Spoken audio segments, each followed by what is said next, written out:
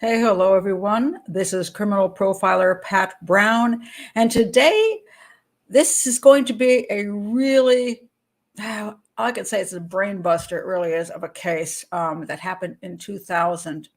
This is the case of missing Asha Degree. She was just 9 years old when she went missing and hasn't been seen since. And this is I went around the internet and I noticed there are different people doing things on this, quite a few actually, and nobody seems to come up with a really good conclusion. And there's a good reason for this. And I'm going to explain this to you before I start the show. This case is like a 300-piece puzzle, and you're missing like 200 pieces. And some of the 100 pieces that are left aren't even from that puzzle. So you're like, I don't understand where this goes, or this should go over here. There is missing information in this case. There is misinformation. There's wishful thinking. Everything is very confusing. And it's hard to get accurate information on this case as to exactly what happened when. Like, we don't have statements from the mother, the father, the neighbors, the people who supposedly saw Asha on the road. We don't have statements from them. The police do, mind you. We don't. And so it's hard to know which part of the information we're getting is anywhere near accurate, or whether we're just going down the wrong road because we think this is how it went down and it didn't go down that way at all. So it's a bit confusing. All right, so let me welcome everybody who's in the chat room. Hello, everyone. It is a busy chat room. Oh, and Lisa says you can see and hear me well. Whew. Okay, Lisa S is here, Lisa N is here, and Jean is here, Mary's here, Carrie is here, Ms. Leah's here, Florence is here. And let's see, Gretchen's here, Benny's here. Did I say Joe already? Anna's here. I may have said Gretchen already. Janina, Molly, may have said, I'm just going to keep repeating myself. Allison. Who else is here? Carrie, if I didn't say that, Mary, because everybody's chatting now. So everybody's been here. Well, Bria's here, Michaela's here. If I missed you, I'm really feeling bad. Cheryl's here. And I'm going to go up to the top. Now, Kay's here. Lisa S is here along with Lisa N. Ann is here. Martin is here. Kay is back after 6 months. If I didn't say that already. And okay, I might have missed somebody. Angela's here. Lots of people here and lots of people coming in. But I did want to say hello to you all. And this is a case which didn't get much attention well, I take that back. It hasn't gotten a documentary. That's what I can say. This case has been on Montel Williams because Montel used to do a lot of missing children's cases. So this was a Montel Williams case. I believe America's Most Wanted did it, and Oprah did something on it. I couldn't find the actual clips of those shows. Unfortunately, I would have loved to, but there's no major documentary. So the information out there is little bits and pieces on the internet and also on YouTube. So before I get started with where I got my information from, if you'd like to be, some people, I keep having this question, they'll say, some of the people who have messaged me on YouTube say, why do I keep missing every one of your live shows? Well, if you look up in the corner of my live shows, it says patrons. It doesn't say subscribers. So if you're a subscriber to my channel, thank you very much. That's wonderful. And by the way, it's a great way to support the channel. Just subscribe to the channel, like the videos, hit the bell for notifications, and that helps out greatly. And we love having you as a subscriber. But if you'd like to do more and be in the chat room at the live shows, you have to join Patreon. I do that to keep the chat room pleasant and to have people who truly are interested in good discussion there and not a whole bunch of bots and trolls. And if you'd like to support the channel another way, you can always buy a book or click the $sign below, and that helps support the channel until I get to 1 million subscribers, and then I'll never mention this again. All right, let me go to what I access for information on this case, because I always like to, first of all, let people know where I do try to get my information from. So if you know some of my information is sketchy, that could be why. Or if you think the information is great, it's linked below, and you can get your information from there as well. So my basic places I got the information from were, all right, let me find it here. All right. This show, this is a True Crime Garage, and they did a two-parter on this case.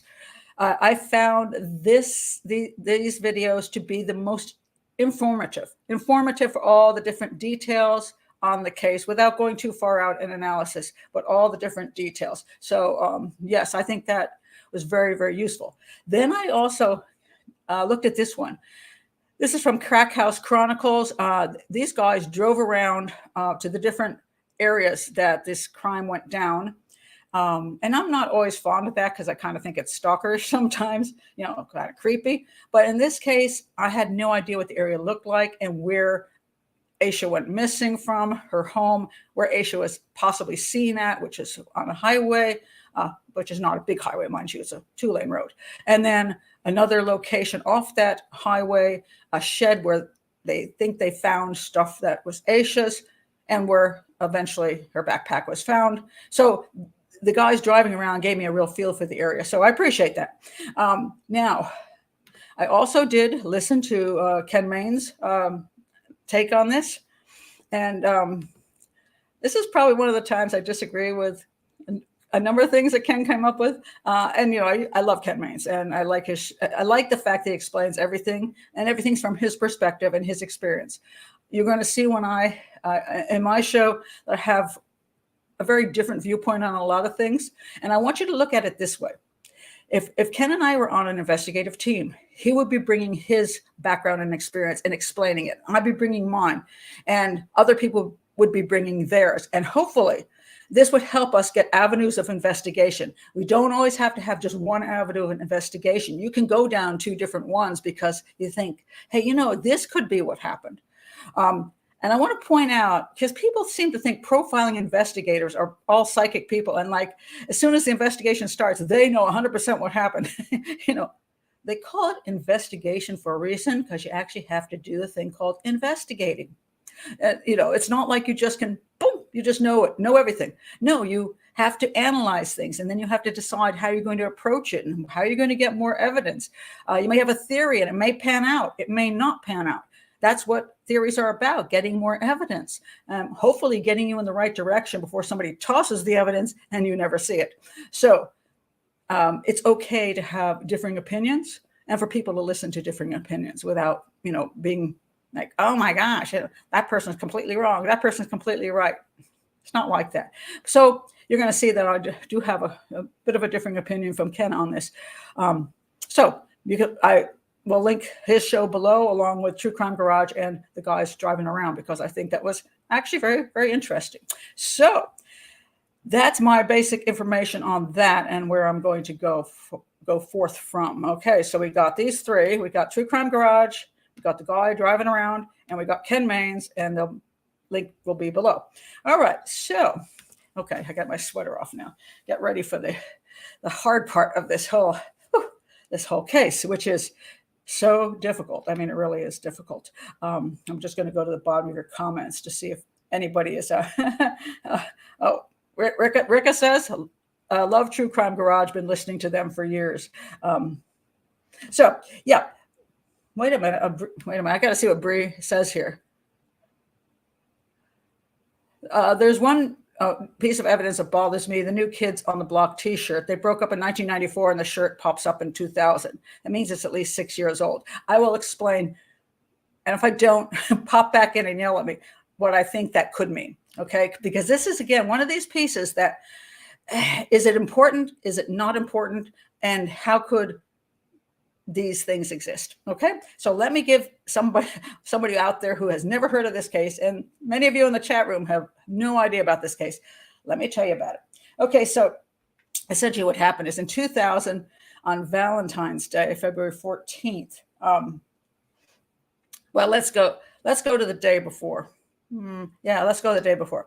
I got to tell you first about the family. Before I go into more of this, I just want to at least let you know a little bit about Asha and the family before Asha went missing. So you have kind of a feeling for who they are and where they live.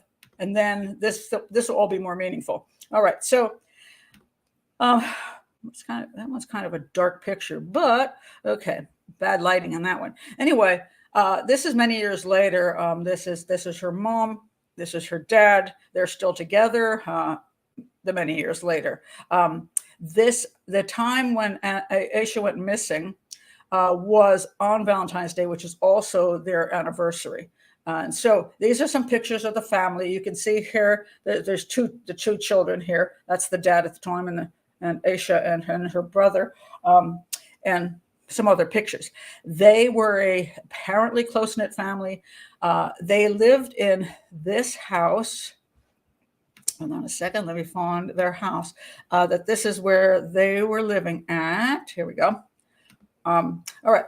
Let me explain this house, and this will have import later as well. This is actually a rental property. It's 2 apartments. You can see there's a door here, and over here there's another door here with stairs going up. So this is like a duplex, and the rental. So it's a rental apartment each side. I want to point out it's a very small apartment. Okay, very small. It basically, I looked at with some of the videos with the parents talking, and you can see it's quite a little area. And so there's a small living room with a dining room, kitchen, and then you have 2 bedrooms, and that's it. The mother and father slept in 1 bedroom, and Asha and her 1-year older brother slept in the other. Now I want to stop here because I know there have been people out there going, why is she in the bedroom with her brother? Because he's 10 and she's 9. And some people find that problematic, as young boys can get more sexually aroused starting at that age, and there's a little sister in the room with him. I'm going to say this. Could that be a concern? The answer to that is yes. There are many countries where kids sleep together for many years in 1 room because there simply is no other room.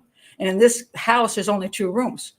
Some parents might designate part of the living room for the brother to sleep in so that the daughter had her own room. Sometimes parents do that. In some countries, the whole family sleeps in 1 room together, and sometimes even in 1 bed together. So these people have different ways of doing things. So could it be concerning? Yes. Is there any proof here that anything untoward was going on in that bedroom? No. Apparently the brother and the sister are very close, as brother and sister. That's all I know. And so I don't have any more information on their relationship or whatever, but I just want to point out it is a small home. And if you've got 2 bedrooms, you got an issue. Where do the kids sleep? And at that point, should you find another house with 3 bedrooms? Or should you move one of them put the boy out in like an area in the living room? Is that time to do it? When is it time to do it? When he's 10, when he's 11, when he's 12? At what point?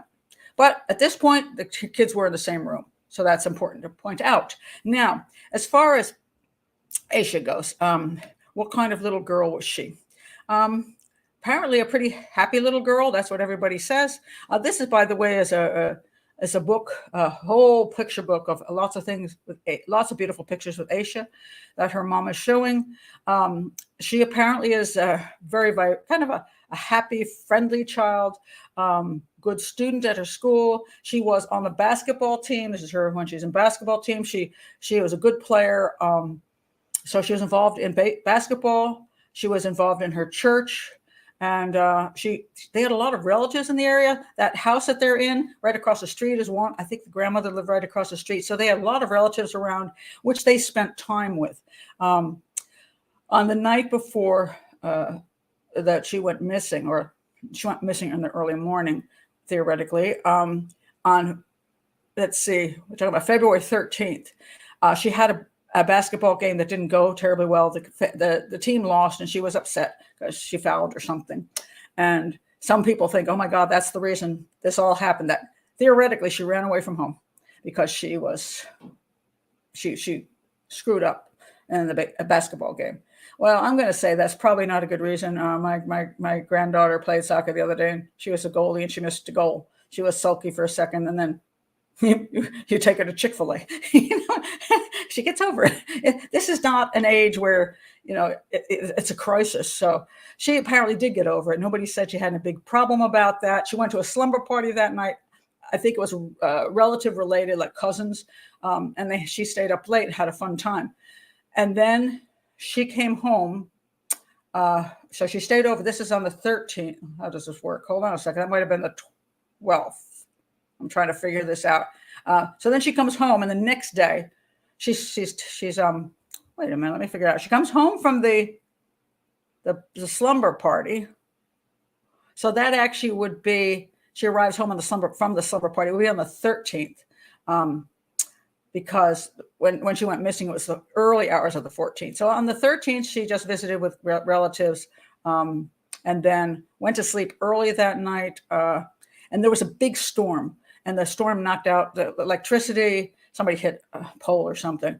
And so the television couldn't be watched and stuff. So her mom had Asha and her brother go to bed early, figuring there's nothing else to do, so go to bed early. And then she'd get them up in the morning, take their bath, and go to school. But the electricity did come back on somewhere around, let me see, I think I had midnight. Supposedly the electricity comes back on. And I'm going to get into the details of, this is where it gets really confusing. But I want to stop and just say, there is no evidence that Asha had any problems, emotional problems, psychiatric problems. There's been no reports of any problems with their family. Some people say, oh, that family was so strict because they were church-going people and they didn't have a computer. Oh, big deal. It's 2000. Half of us didn't have a computer in 2000. If we did, we didn't do much with it. And when I want to comment about strictness, because I don't know, the word strict always seems to imply to people that the house is a horrible place to live in. Maybe you have to ask my children whether that's true or not. They're grown up now. They might have something to say, but I homeschooled my 3 children. They did not have access to the internet. And I did have a rule, just like this family did, on how much television they could watch. In other words, my children could only watch very little about television. And if they wanted to watch any other television, they had to come and beg. And they had to give me a good reason why they should be able to see that show. It's like, Mom, there's a wonderful show with Jeremy Brett, and it's a Sherlock Holmes series, and I think the family ought to watch it. She got to watch that one, and the whole family did. So I had a lot of rules too. I wanted to keep my children safe, but my kids also played lots of sports, and they're involved in homeschool groups, and they had lots of friends, and they had a good time, I think. I hope my children aren't watching this. Children, do not comment below. Oh dear.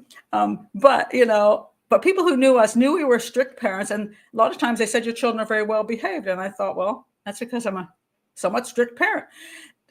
But I always find it interesting when you put the word strict out there, people just suddenly think your children are being beaten and they're working on, weaving looms or something, and they never get to see anybody. It's not like that. Apparently Asha seemed to have a pretty decent, normal life. Now, having said that, on the other hand, just because no one knows anything bad that's going on doesn't mean there isn't something bad going on within the home, behind closed doors. We do not know whether there's problems between the parents, whether there's something going on with, some kind of abuse in the house, whether it be physical or sexual. We don't know that unless we find out information to prove something. So just because it looks good doesn't mean it is good. So we have to be rational here. And I really want to help you understand again, when you're doing an investigation, you can't just put your emotions out there, boom, and think this or think that. You have to be willing to look at everything and say, okay, what could this mean? And how would I approach this as an investigator or a profiler if I find this information out? So basically, that's the basic information on Asha, the family, and where they live. Okay, so I'm going to check on your comments here for a second. Gretchen says, my friends homeschooled their kids. No TV and very limited access to the internet. The mom stayed home and the dad ran a business. Sweetest kid you'd ever want to meet. See, just like mine. It's a choice parents make. And kids do well going to public school. Kids do well going to private school. And kids do well being homeschooled. And then sometimes the kids in any of those situations cannot do well. So, it's an individual thing. So, all right. So now let me go on to, let's see. All right.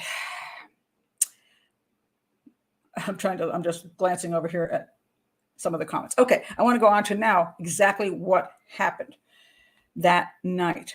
And here's where we start having those puzzle pieces, which I'm not sure if I'm the same puzzle. All right. So Supposedly, now, yeah, here's the most confusing part. So we have the kids, they're home, mom's home. The father's movements, we do not seem to understand exactly what happened. I've heard a bunch of different stories on this. One story is dad was home, period. He was home. He was watching television until the things fell, the electricity went down, and then he fell asleep at some point, and in the dark because there was no electricity. The kids, I guess, had gone to bed, and the mom woke him up and said, "Hey, can you turn off this kerosene lamp or something?" I don't know why she couldn't do that herself, but okay. That's one of the stories. And so he gets up, and then he can't get back to sleep. But the electricity's on, so he starts watching TV. Supposedly, I'll get to that in a minute, about when he checks on the children. Supposedly at some point he goes to bed, he checks on the children, he goes to bed. Now, there's another story. Well, wait a minute, that one sort of is attached to this story too. So after he wakes up and he's going to watch TV, he checks on the children like at 12:30 a.m. Both of the children are asleep in bed. And then he goes and watches TV. And then he decides to go to bed about 2:30, and he checks on the children again, and they're in bed. And then he goes to sleep. That's one story. Another story is he wasn't home all night, that he actually worked 2 jobs and he arrived home late.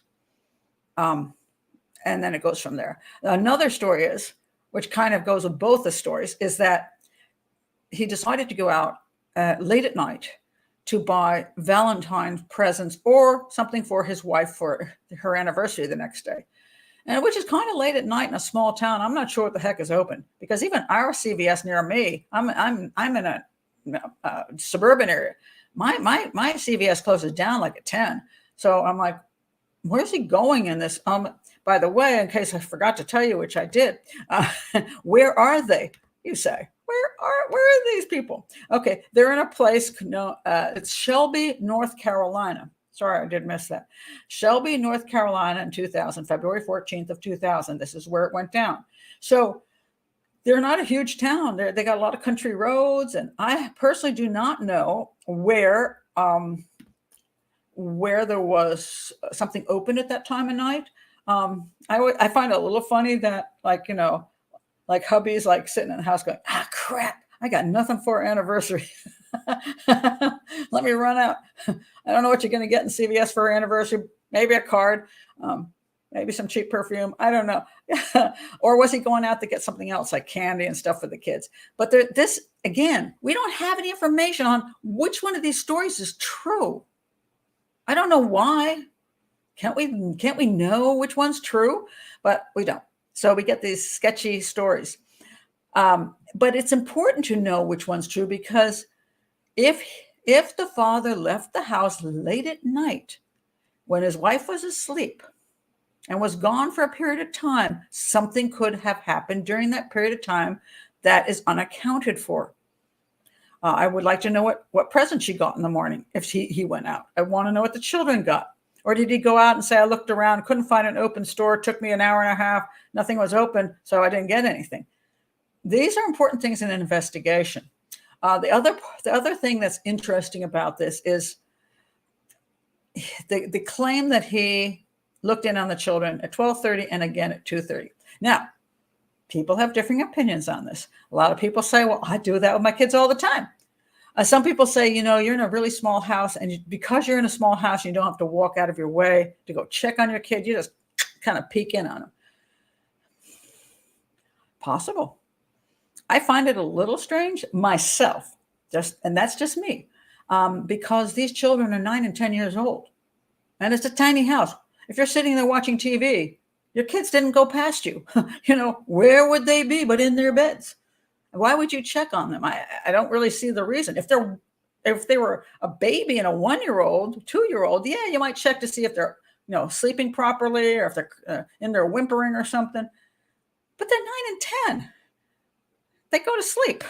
And it's not a huge house. I lived in a very large farmhouse, and there was a lot of room in between rooms, a lot of space, and I couldn't have heard necessarily what happened way over there as opposed to over here. So I would have more reason, at least, to go and check on to see whether, my kid is sleeping over there.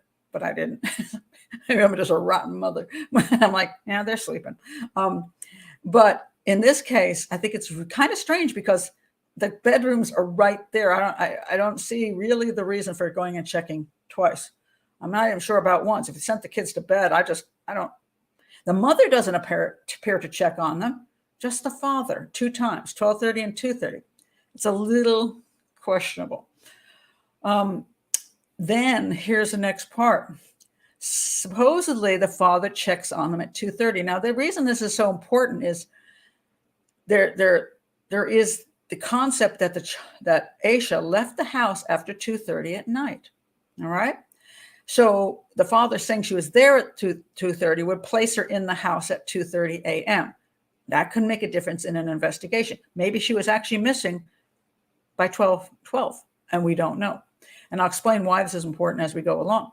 So supposedly, the son also says, and this is interesting because there's 2 stories on this, and the father's 911 call says opposite of what I'm hearing, that the brother heard one time he said he heard the bed creak or something, and that was all. And another time he says he heard the bed creak. She got up and left the room. He thought to go to the bathroom, but didn't know if she came back or not. And he says this supposedly happened after 2:30. And I'm kind of trying to figure out why the kid would even know it's after 2:30. I mean, did he wake up and look at a clock? This would be important in an interview. Do you look at a clock when you wake up? I mean, he's a 10-year-old. I don't know that he would do that, but maybe he's a kid that likes clocks. So that's an interesting thing. But the father in his 911 call says something different. I'm going to read this 911 call in a minute. First, let me tell you that she supposedly was missing in the morning. Well, she was missing in the morning, not supposedly. She supposedly left after 2:30 at night. That's a supposedly part. But in the morning, the mom gets up, goes and looks in the room to get the kids up to get ready for school. She's not in her bed. So mom does what mom should do and checks the whole house. So I've watched mom's interviews, and I think she's very genuine. She checks everywhere in the house, no kid. She wakes up her husband, says Aisha's not here. They go out into the neighborhood. They check around the neighborhood. They call the relatives because they live nearby. And none of the relatives have seen Asha. No, she didn't go to their house. So they start checking around the neighborhood, can't find her. They call the police. What they do note is that her book bag is gone, and her house key is gone, and the doors are all locked. So it appears that this child got up, supposedly after 2:30 in the night, got up and walked out of the house. Now, just to let you know, because this is North Carolina and it is February. And somebody put up this very nice, they researched this, and I was very pleased to see they did. Where is it? Oh, come on. Hold on a second. Really? Hold on 1 minute. I think I forgot to move that over, and I really wanted to show it to you. So hold on 1 sec, because I appreciate this person doing this. There it is. Okay, I'm moving it over now so you can see it. Because when this child left, she did not take a coat, a sweater, anything to keep warm. Now you say, well, so big deal. It is a big deal in my opinion. It's a huge deal. Let me see if this is, well, maybe this is it. Okay, hold on. I got to find out whether I don't know if this. There we go. Okay, it is the right thing. Okay, so Gina put this up on Ken's site. So the lowest temperature recorded at 1 a.m. was 33 degrees. That's just above freezing. Highest temperature that night at 9:12 was 37. It's cold out there, really cold, just above freezing. And there's a massive rainstorm. Remember that they knocked out the storm knocked out the car knocked out the electricity, but there's a horrible storm. It's raining like crazy. It's cold and it's very, very windy. So this child supposedly packs up her book bag to bring things with her to go someplace, to leave the home, whether she's running away or running towards something. She doesn't put on a coat, a sweater. She goes out in tiny, thin clothing that'll give her hypothermia in a really short period of time. Now, of course, she doesn't know about that, but still, opening the door, you go, oh my God, it's cold.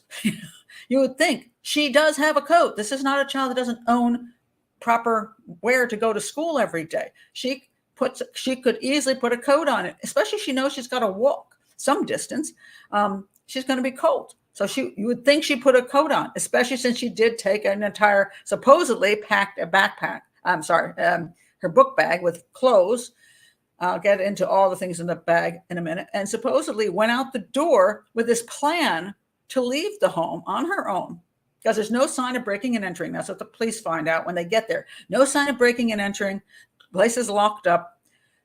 And so she just disappears in the early hours of the morning or late hours of the morning, depending, and taking her book bag with her out into the freezing cold, miserable night at the age of 9. Okay, now she goes down. Here is a picture. Oh, I don't want to use that picture, the wrong picture. Okay, she leaves her home, and she and what happens is just a little while later, because we don't know when she supposedly left the home on her own accord. We don't know, but supposedly this is her home. She supposedly goes out here, and then she walks a mile down here in the freezing cold. And somewhere around 4 o'clock, some truckers see a person walking down the road, and they think that's weird at this time of night. They're concerned that person is going to get hit by one of the vehicles coming down the road. Let me show you a picture of the road. So it's this road, which doesn't have. It's just a 2-lane road, but truckers come down here at night bringing things to the city and to wherever out into the countryside, and there's no lights on this road. So it's if you're walking along the road, you can get hit. So the trucker supposedly called and said, on a CB, and told the other truckers, hey, there's a person out, a woman. He thought it was a woman, a slightly short woman walking down the road. He just wanted to warn people of that. He never called the police. He didn't stop and make a call to the police or to say, hey, there's somebody out here. So clearly that sighting that the truckers saw, they didn't know if it was a child or not, and did not think it was a child. So that's really very important. A second person saw her. He claimed that he saw this person and he was surprised. And so he turned around and came back around to say what was up, and then tried to roll the window down and talk to this person, which he then said it was a child. I don't know how clear it is. He said it was a child, but anyway, and that person ran off. She ran off into the woods, or off into the trees. Not really the woods, because there's not really woods. There's more like trees here and there. So, and then this guy doesn't call the police. And now there's no cell phones, but he could have, if he saw a child and he tried to help that child because he didn't know why that child was out there on the road, and then that child runs off into the trees. I mean, I'm having trouble as why this guy is not pulling over to a payphone and calling the police and saying, oh, look, I just saw this little girl. It's 4 o'clock in the morning. A little girl is out here on the street. She ran away something's wrong here. Please send out a police car. I know, I'll stay right here at this location so you can find the kid. He didn't do that. Both of these people didn't call the police. And only after the information came out about Asha did they contact the police and say, this is what I saw. So keep that in mind. So supposedly Asha was coming down this road. Now, let me tell you the basic other information about what happened. All right. So Asha's coming down this road, and this is where she's last seen. And then supposedly the guy sees her coming, running. He claims it's around here, and she leaves the road. Well, later on, there's a business here, an upholstery business, and the woman who owns that, after she hears Asha's missing, and they tell all the people in the area, please check everything out and see whether, they want to make sure there's not a body out there, or there's not a freezing child, or, there's any evidence. So this woman, her name is Turner, she goes into this shed and she says, oh, I found this stuff here. No, she didn't find her Asha's bag or anything. She found some things. She found a pencil. She found some candy wrappers, and she found a picture of, and not Asha, but some other kid, this kid, another girl, and nobody can identify this kid. The family doesn't know who the heck this is. Nobody in their school knows who the heck this is. So, but this was a little, one of those little photos you'd have like stuck in something. And this was found there with a pencil and some candy wrappers. So the theory came that Asha ran off the road and went into this shed where this woman found the stuff. Now, let me show you this area that she supposedly went off the road. This gets really bizarre to me. All right. She is a long way off the road, and the guys who do the driving around, they're walking up this long, long road. And it's like, I think that's what they said, quite a ways up there, 300 feet or something like that, but all uphill. Now, there's no lights here. It's dark as crap. And what she would see if she ever got this far up, and the attorneys say there is some light up here or something. This is the shack that stuff was found in. You got to wonder, this kid, now the family says Asha was afraid of the dark. She was afraid of dogs, and these people, watchdog. She's afraid of dogs. So this child supposedly goes out in the middle of the night in a horrible storm, freezing weather, walks down the road for a mile, and then goes off the road and goes into the dark. Because this is light out here, but at dark, you don't know what's back there. I mean, I live on a small farm that's off the road. Some of the Amazon drivers won't come back here. They're like, I don't know what's down that road, because our front road looks like that. And they're like, not doing it, not going down there. They'll just say, no. So you can tell a 9-year-old girl, she's already walked a mile in the freezing cold. Now she's going to go up a hill for quite a distance, and then somehow go past this business here, and then go into that shed. I don't know. I find that a little weird. I find that a little unlikely. I had another picture here. Where is it? Hold on a second. Yeah. Okay. Here again. This is the upholstery place here. You see the little shed way back there? I mean, she's 9 years old.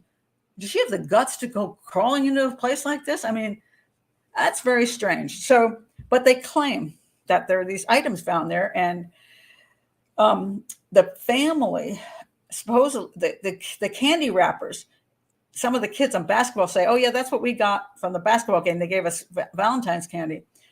So that supposedly belongs to Asha. Then there's a pencil, and the family says, oh, that pencil, has Atlanta on it. That's her pencil. I don't know if that's true, or whether that's a wishful thinking. Oh my God, yes, it's hers. Oh, and there was a little plastic yellow bow for her hair, because she had sometimes pigtails on, and she put little bows in it.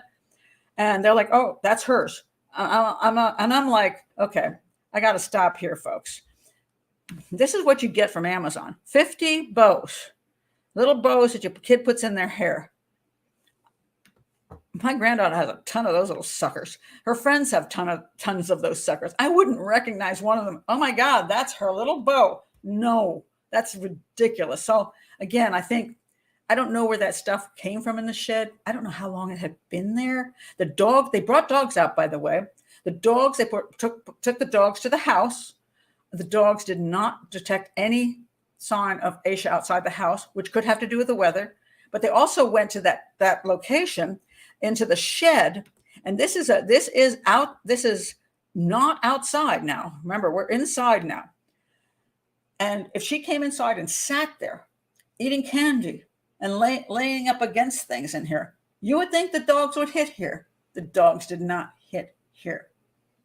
So I personally don't know that any of the tiny little things that were found here have any meaning at all, or that they're going on. Who is the little girl? Maybe somebody had they lured her with this picture. Like, how do you lure a 9-year-old with a picture of another kid? It's not even a girl she knows. I mean, it's not like, we've got your sister, or this is your best friend. No, she didn't.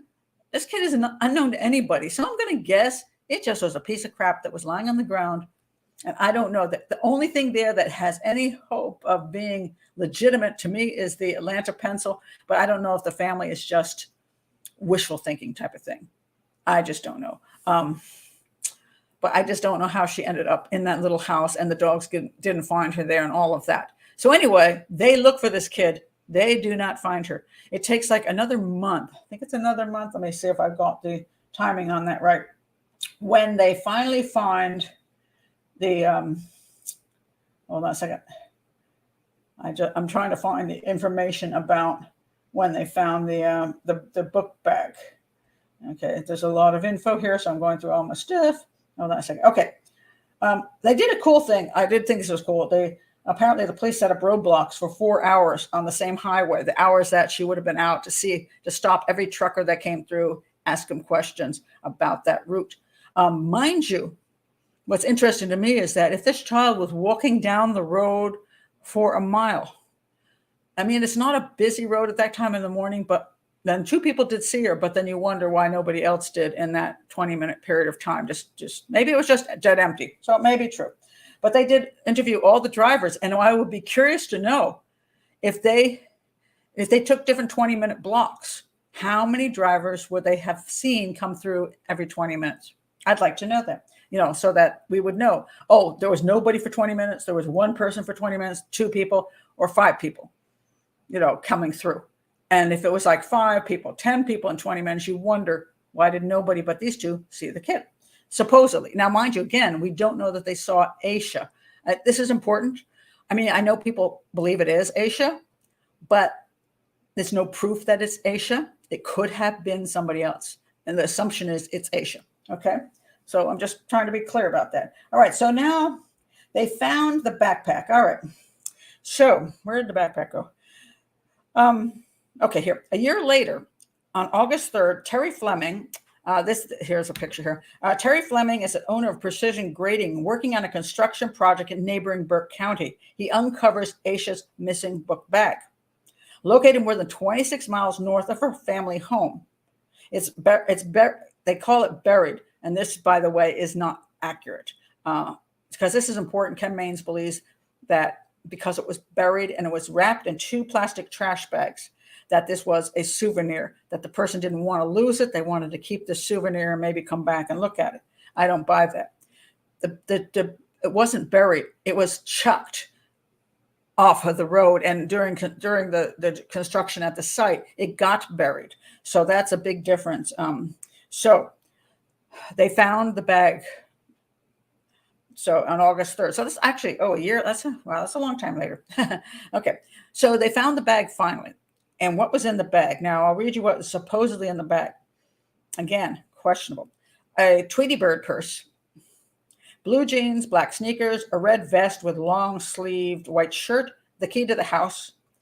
I actually found some more information on that, but there was clothes in there. And then inside there was also a book that supposedly came from the school library, but she didn't check it out, but they had no idea who did. And then this New Kids on the Block shirt, which was kind of like not a brand new shirt, apparently. So, because that is an interesting point, that it could have, this is like a 6-year-old shirt when this thing happened. All right, let me talk about that. So Ken Maines thinks that because it's a white boy band, that this isn't Asha's. She wouldn't have any interest in this, and so neither would any of her friends. And then a whole bunch of people came in and said, "Hey, I'm black. I love them. I was a huge fan." So we can't assume because a band is of a different kind. Just like white people like rap too, It's like that's not true that there aren't black kids who love these. This was a huge group, so they were into them too. So I think that's meaningless. Now, as far as is it hers? Well, it's bigger than her. Where did it come from? Well, there's a lot of possibilities. First of all, I want to point out she went to a slumber party the night before. She took things to the slumber party to change into. Sometimes girls switch up stuff at slumber parties, or they pick up somebody's stuff. Somebody could have had this book and they gave it to her. And I don't know, they must have talked to the kids at the slumber party, but I don't know how accurate those kids are. This is not a rich family. I don't know. Then some of their friends probably aren't rich either. I went to a lot of thrift stores when my kids were growing up. I might have bought this thing so they had something to wear at night. Might cost me 10 cents. And so, yeah, my kid could have worn it, or some other kid had it, and then maybe she didn't have anything to change into at the slumber party, and they gave it to her. And people will say, well, then somebody would say that. Well, my granddaughter has so much crap that I don't even know if it's hers. I don't think her mother knows if it's hers. When my kids went to people's houses and came back, I couldn't identify their clothes to save my life, because my other friends shopped at thrift stores too. And sometimes they switch clothes, and sometimes things got mixed up. And if somebody said, is this her shirt? I'd go, I don't know. It's not like I went out and spent $50 on a fine outfit for my daughter. It's like I spent 10 cents on that shirt, maybe on 10 cents on some pants. And I don't know, I might have bought it at the thrift store like a couple months ago. Beats me. So I don't know where this closes, but I do not believe that she packed up her book bag, left the house, and somebody somewhere switched up all the things inside her book bag. So she was like taken to some place, and she was kept, and she was given other things to wear and other things to read. This makes no sense. So I believe whatever was in the book bag was stuff that Asha had in the book bag. Nobody stuffed anything in the book bag. I also I believe the bag was tossed. I don't believe it was buried. There's a reason people put things in trash bags, and that's to cover up the book bag. If they didn't have a local dumpster to put it in, and they just driving down the highway and they got to get rid of this crap, they just wrap it up in something, because they don't want it immediately seen on the side of the road. Because if you're driving by and you go, oh, look, there's a book bag, you might check it out. Even if you're not looking for anything about Asha, you just might be hoping there's something good in the book bag, And so you pull over and go, let's see if there's money in here, or something other nice thing. So you just chuck it. But if you have it in trash bags, people go, yeah, that's trash. They don't want to look in trash bags. This just looks like garbage that somebody chucked out the window. So I believe it was just chucked out. I don't believe it was. There's no souvenir issue here. There's no protection issue here. It's just they got rid of it by tossing it. That's all I think happened there. So that's when they found the book bag. Now, they've never found Asha. I do believe she's dead. I don't believe she's alive, like I know her mom wants to believe she's alive and 30-some years old now. I don't believe so. And I don't believe she was taken to some sex ring. I believe something happened to Asha that night. Now, the question is, what happened to Asha that night? And here's where I really probably diverge from Ken Mains and what happened, because he strongly believes she was lured out by somebody she knew. Okay? Now, let's talk about this. Asha is only 9 years old. I don't know how people think children, the statistics are almost no children run away from home until they're like 12 or 13. Also, 9-year-olds aren't lured out into the night at 9 years old. Where would they be? Who would they be hooking up with at 9 years old? It's not going to be a boyfriend, because she doesn't have any of those. I mean, and whoever's telling you to meet most likely has a vehicle. So we're talking about an adult. So the theory is that, somebody from her church or her school lured her out. Okay, this is a child who supposedly has a good family.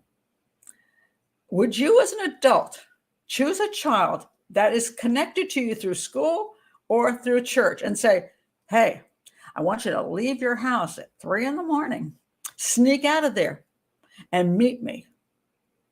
Wouldn't you think that kid would go right to her mom and dad and say, hey, this creepy dude at school told me I should run away in the night and meet him? Who's going to do that?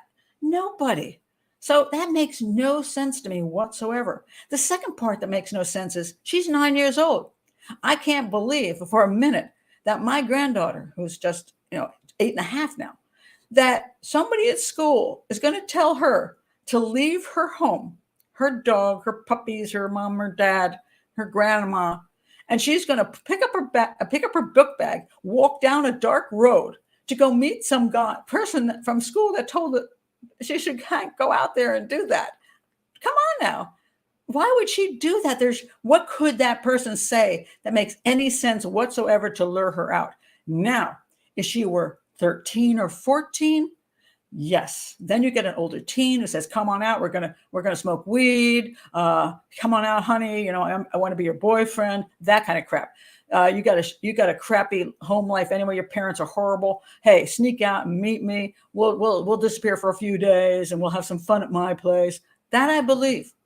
At 9 years old, I cannot come up with one possible reason why Asha would leave her home, not tell her parents, and go out in a miserable, cold, freaking storm with no coat on to walk down a street to meet somebody.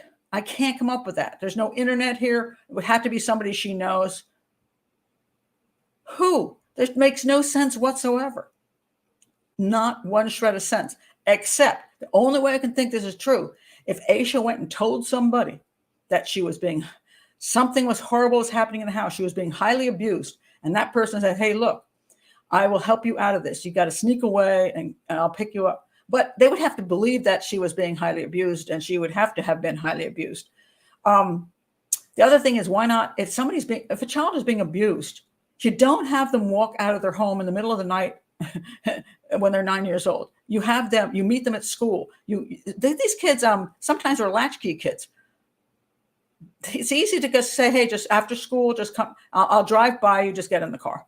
So there's so many other more sensible ways to take this child away from this home for whatever reasons than in the middle of the damn night. I cannot believe that. And I don't know how many people wrote on different messages I saw on YouTube. I can't believe for a minute. That was the statement. Not for a minute that she would have walked out of this home on her for just to go meet somebody. And I agree with that. I can't come up with anything. It makes zero sense. So I don't believe she was meeting a sex predator who then, I don't even know how he found her, because if she's walking down the street and then goes and hides in a shed, I don't even know where the sex predator is supposed to be at. The person she's meeting didn't meet her. I mean, they just have to go to the corner and meet her at the corner. They didn't meet her at the corner. They didn't meet her on the highway part. They didn't meet her there. She has to walk a mile away from her school to an area she doesn't even know. And then doesn't meet them there. What did he say? "I'm meeting you in the shed." I mean, this makes zero sense. Zero. So I don't believe for a minute, that she went to meet somebody. It doesn't make sense. So now we have two possibilities left. One, she was running away. Oh, by the way, the other reason I think it's really weird, if she's going to meet somebody, if she was only going to meet somebody for fun, she wouldn't have packed things in her book bag. That makes no sense. She was running away to meet somebody who's going to take her someplace. Yes, she would pack more. By the way, I don't think she packed a bag. I think that's another jump to conclusions. I think that was the bag she packed for the sleepover. I think she just never unpacked it because it had her basketball uniform in there that she had worn prior to the sleepover. And I don't think if you're gonna run away or meet somebody who's going to take you away, you're not going to bring your basketball uniform. What's the point? Bring things you need. You don't need to bring your library book. That kind of stuff doesn't make sense. So I believe that the stuff was just in her backpack. I don't believe she packed it that night at all. And this plays into then, why is the backpack not there? Why is Asha not there? What happened? All right, I'm going to go for the second possibility. She was literally running away from something that happened in that house. Something went down that made her so uncomfortable, which is interesting because her grandma lived across the street. She could have run to her grandma's house, but she didn't. She didn't run to anybody's house. She just went away. But did something happen? Now, there's no proof anything happened. By the way, people say, well, the parents were cleared. I don't know that that's true. There was one point where they said the parents are not suspects. And that means that there's a difference between persons of interest and suspects. Persons of interest mean we can keep looking at them. Suspects mean we got good, solid information that puts them at the top of our list, and we're looking for enough information to arrest them. They may not have been suspects, but they might have been persons of interest. Supposedly passed polygraphs, but I don't know the truth of that either. All right, so Did something happen in the house that made Asha desperate to just run off? Did she just grab her book bag because she wanted to take something with her because she had clothes in there? She thought, I'll just grab that. I still wonder why she wouldn't put a coat on unless she was running in a hurry. And then she didn't know where to go, so she's just wandering down the street. I mean, that's possible. If something happened untoward in the house, it's possible her father then went out, got in the car, and followed her. And then something occurred, and we don't know. That's a possibility. Another possibility is she never left the house of her own free will. Just because she's not there and her book bag is not there doesn't mean she left on her own two little feet. Somebody could have taken her out of there, and when they did, they thought, I'm going to grab that book bag and make it look like she left on her own. Because if the stuff in the shed is meaningless, then she wasn't in the shed. Now, about her walking down the street, the highway, there's where the tricky part comes in, because it's not proof that she actually was on that highway. There was somebody, and again, we're assuming it's her, but we don't know, because the original truckers said they thought she was a woman. I don't really understand what the second trucker guy said, the one who turned around. That's confusing to me. Because again, we don't have the actual interview of him, that he gave the information. Did he really see a child? Did he see a young woman or a teen girl or homeless person? I don't know. Some homeless people are short, and I don't know how well he saw her in a dark and rainy night where he's pulling up and she's turning away from him. She could have been a short woman. There's Aisha, I think it was 4'6". There's short women out there who are 4'6". So I don't know that anybody saw Aisha. Can't prove it. That's the problem. So the other possibility is that she never left the house of her own accord, because the father, did he make up the story about the 2:30 seeing her there, or did something happen prior to that? I don't know.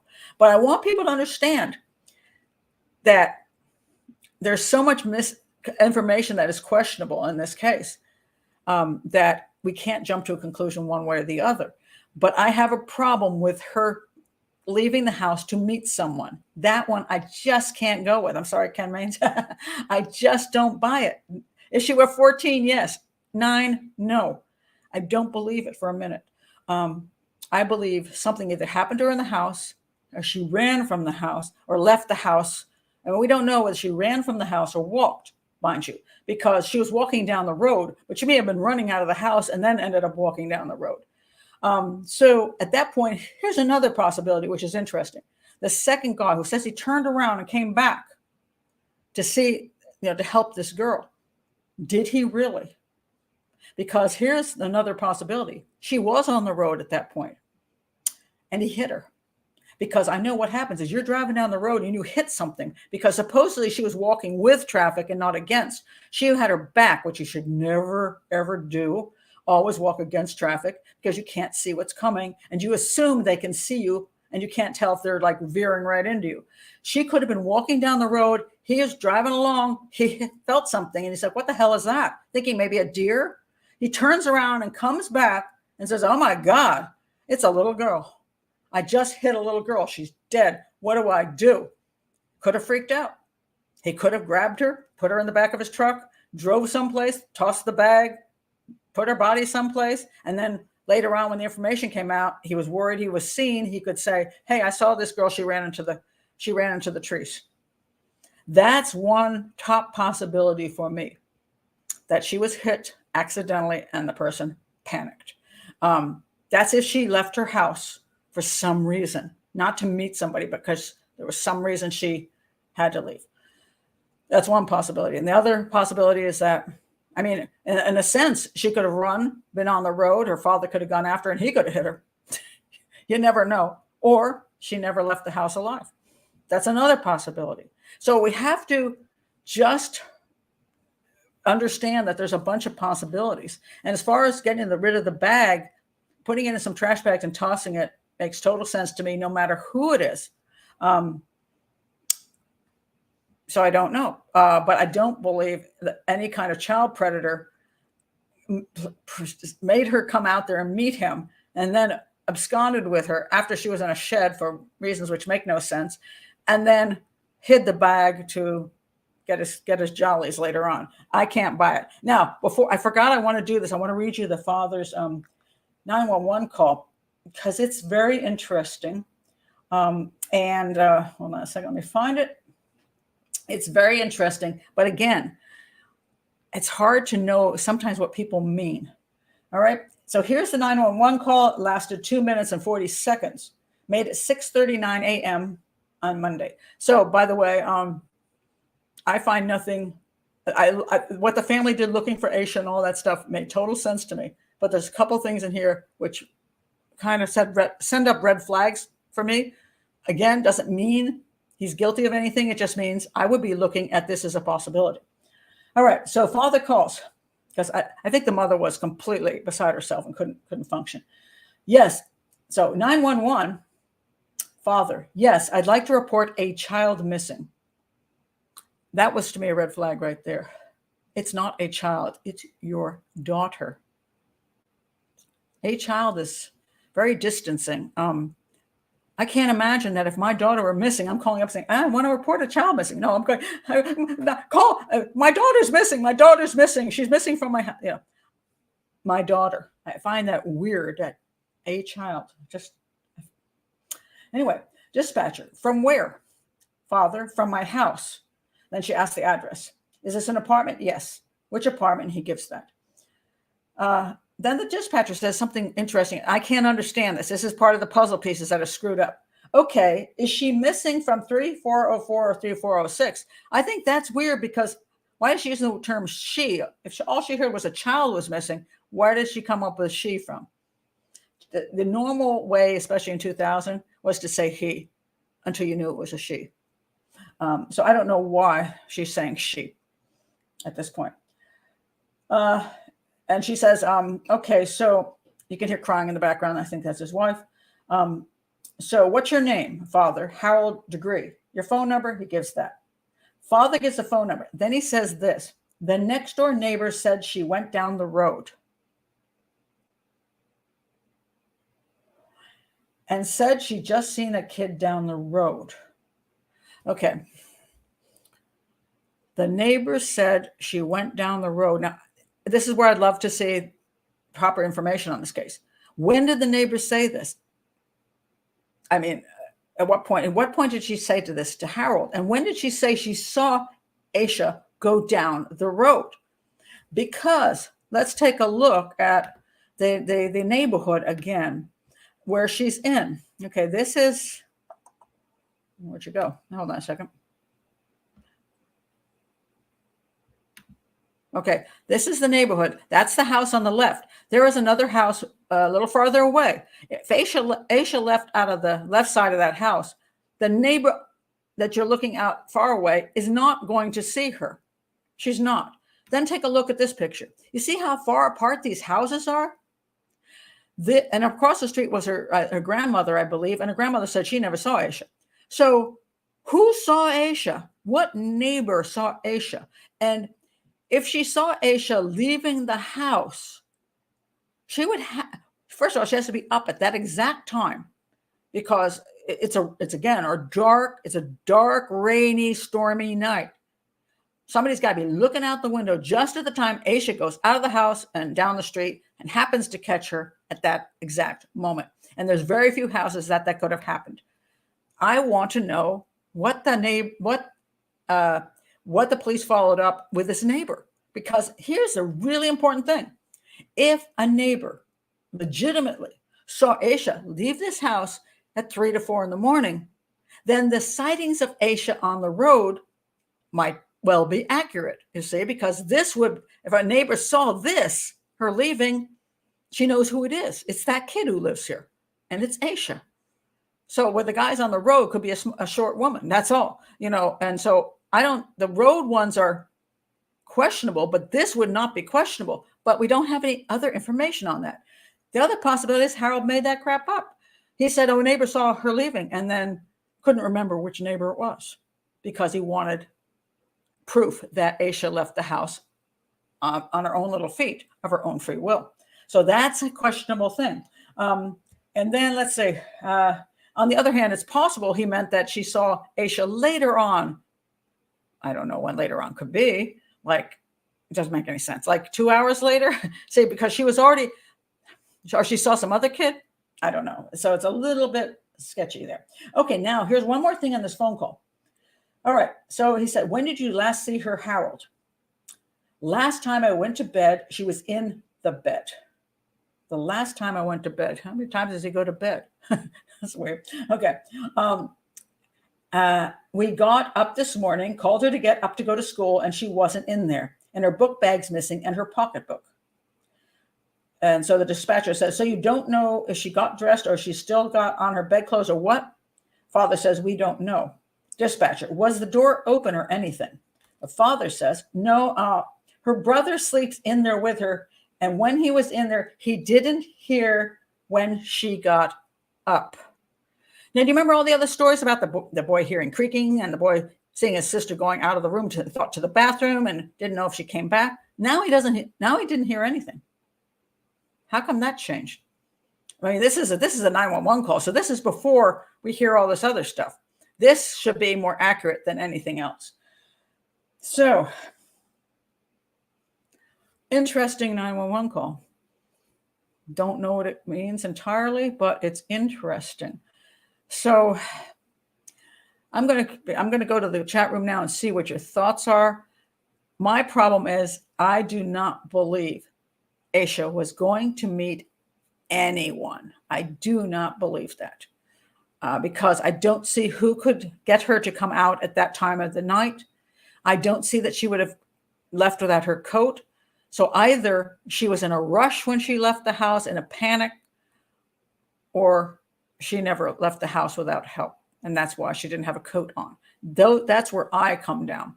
I don't see this as a sex predator crime. I see this as one of the two possibilities. She never left the house, and therefore the family is involved, most likely the father, not the mother.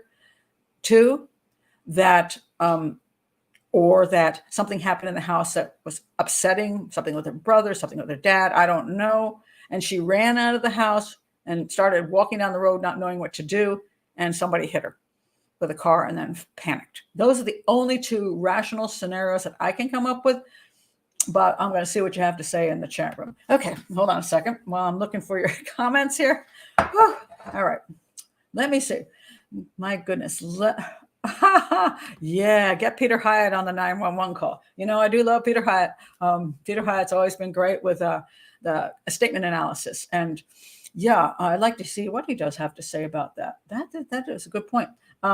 Okay, now we have an opinion here from Michaela. Wait a minute. Hold on a second. Okay, I have to go back up here. Hold on a second. Because you've got so many interesting comments that I want to go up further. All right. So many. Hold on a second. Okay. Lisa says, if there was an issue with her dad, wouldn't she tell her mother?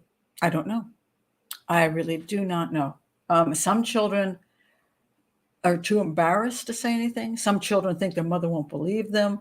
Some think that the mother will get furious. So I don't know. He could be, again, I don't know if the father is the greatest father in the world. You know what I mean? That he's just a wonderful, wonderful man. I don't know. But I'm talking to you from an investigative point of view. And a lot of people get very emotional and go, oh, Pat, you're accusing the parents. They seem like lovely people. Okay, they do seem like lovely people, but I don't know them. You don't know them. Maybe the community doesn't know them. Okay, I don't know. So I'm pointing out the different issues that would make me look in certain directions. Sex predator is the one direction I personally don't find very convincing. So let me see. The answer to that, I wonder if she knew the place was there. I'm assuming a shed. I have no reason to believe she had a clue that it was there. And it was dark at night. And, you know, it's a shed. It's just not, she didn't know these people and the people didn't know her. I can't imagine a 9-year-old. If it were close to the road and she saw some place she could just dodge into, that makes sense. But to go all the way up this hill toward a dark place where this is the country. I want to tell you folks, if you come to our house, which is up a hill, it's down a long road, it's up a hill, there are going to be 2 German shepherds meeting you at the top of that hill. Do you know why? Because we're sort of in the country and we have dogs. So why a kid who's that young would want to walk onto a strange person's property and go up toward a house or a business or whatever and run into, and she was supposedly terrified of dogs. They didn't even have a dog. And let me tell you, when people aren't around dogs, they do tend to get very, very nervous. And so I can't believe for a minute that she chose to go up a driveway to some unknown place where there could be dogs.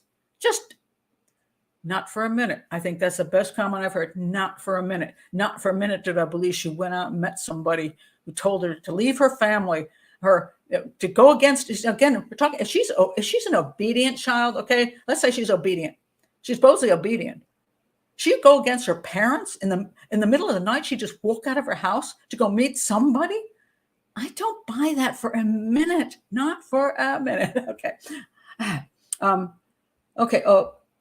Let's see, Benny says, she was very tired. And when a child wakes up from sleeping and packs a bag and goes out into the storm, dark and a raging storm without a jacket, it's just crazy. Some people actually, this is the craziest one ever. She was sleepwalking. You know, the one that when you murder your wife, you say you were sleepwalking. So now she's sleepwalking. She manages to get up, get some clothes on, pack a bag, go out, walk down the street, find a shed, eat some candy, but she's sleepwalking the whole time. This is just how ludicrous some of the explanations are. Because this is so strange, people are coming up with all kinds of weird things.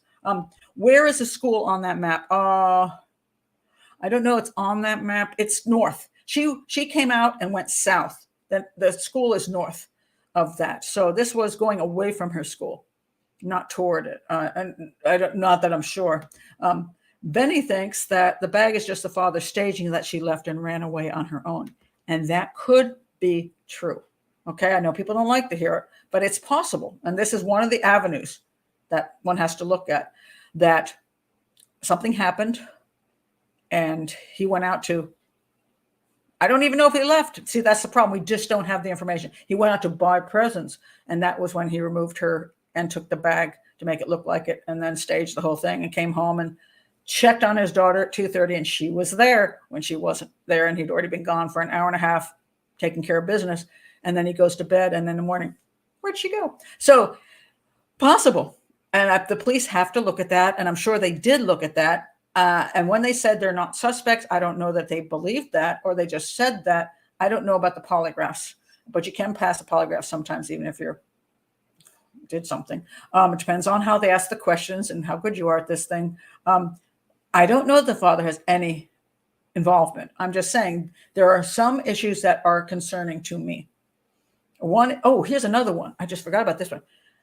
Neither parent, which I think is really strange.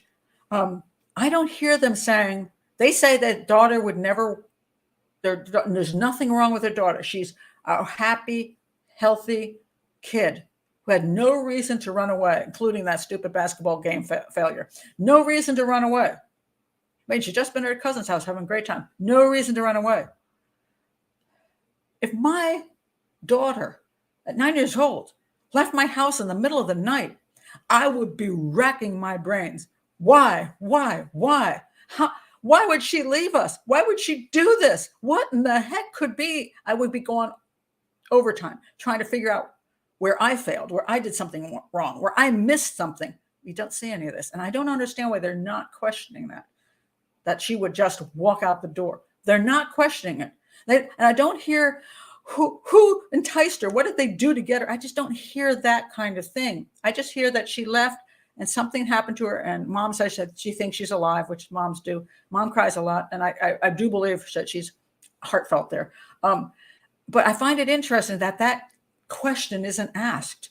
So now it makes me wonder, were there problems in the house that they don't want to admit, because that could indeed have caused the daughter to leave, and they're just not going to go there. So I question that. I do. Let me look further down here. Anne said, could she have been confused because she slept a lot that night because of the power failure and left the house to go to school, not knowing it was the middle of the night? Absolutely not. Her mother was very specific that she got the kids up to get ready for school, and she went with her brother. The brother's only 1 year older, so she's not going to leave on her own. So there's no way she could be confused. And I doubt she's psychotic at the age of 9 when nobody thought there was a problem there. Let's see. Lisa N. Whoa. Benny, thanks for explaining. I get you. Although when young kids run away from home, they don't prepare like adults do. That is true. They're not that bright, so they can do strange things. Anyway, I think it's most likely he killed her and buried the bag. I don't know that that's true, but as far as kids running away, they pack silly things sometimes and just walk away. But they made a lot out of, the things she packed in the bag were clearly that she was leaving for a while. I don't see that at all. I think they're kind of a strange combo of things. And just because you have your purse with you, your little bag of things, and you might have some pictures of your family in there, doesn't mean that they weren't in there to begin with. So there's a lot of exaggerated, this proves this, and I don't see it. I think the bag was just never unpacked from the sleepover. That's where I think makes most sense. But we did that one. Let's see. Whoa, hold on a second. I'm zipping along here. I want to read what you have to say. Michaela says, if Dad is molesting her, then she would be confused. Is this part of his love for her? She would still love and trust him? Possibly. I mean, it's possible. I mean, you hear lots of stories about kids who've been in situations, and we have no proof that he was ever molesting her. But we also don't know that he wasn't. I mean, it's just one of those behind closed doors things. We don't know. Now, having said that, she did sleep with her in the same room as her brother. So that makes it more difficult for Dad to come in.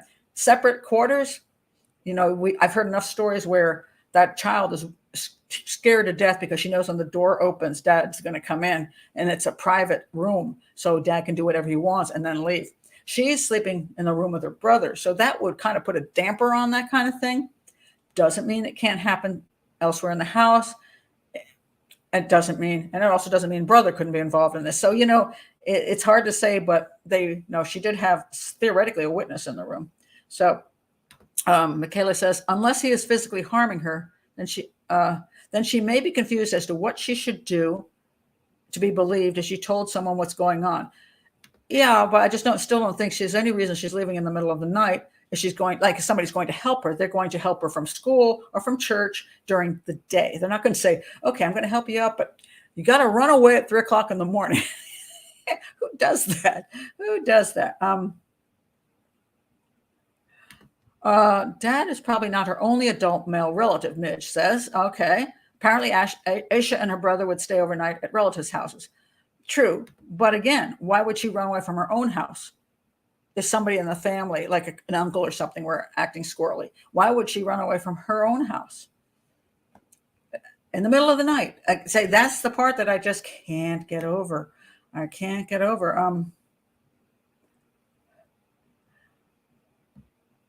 Let's see. That's an interesting point. Michaela says, growing up that way, wait a minute. My mother dealt with things about her kids with total denial. Not that they were being molested or anything. This is often true. It would be very hard for a parent to believe the other parent is doing anything bad. It would be. So I don't know. I don't know that anything bad was going on in that house. But I just can't see a 9-year-old leaving at 3:00 in the morning to meet someone. I can't get past that. Every time I do these cases, there's sometimes that one thing that I cannot get past, and that's it in this case. Say if she were 14, 13, 12, maybe. If she had a family that was had 7 other kids in it and there was drugs involved, the parents were like druggies, and it was a crack house or something. Yeah, the kid leaving at 3:00 in the morning? Sure. And she's grown up a little faster than she should. Yeah. This girl, no. This girl has nothing at that age that should make her leave the house at 3 in the morning. I don't care what story you could possibly tell her. I just don't think she wouldn't have, if it was somebody out in the community saying, meet me, I'm going to pick you up at 3:00 in the morning. She would have gone to her parents and saying, somebody's doing something terrible. I can't get past that. Oh, well, hello. BLW is here. Yay, you're joining the party late. New case. Interesting one, isn't it? It is very strange. Let's see. Michaela says, my baby sister was caught smoking on a train and mom said it must be a case of mistaken identity.